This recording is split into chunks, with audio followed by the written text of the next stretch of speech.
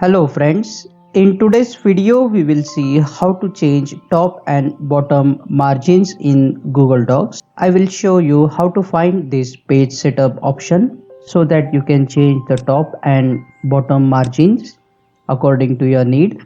Let's get started. To change the top and bottom margins, go to the file option and you will see this menu. Scroll down and you will see here the option page setup.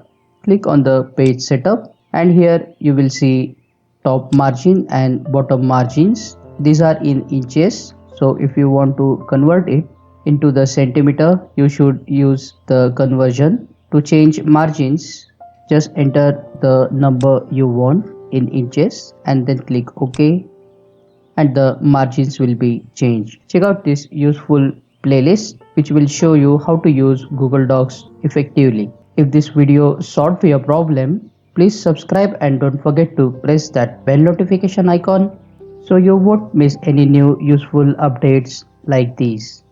Thank you.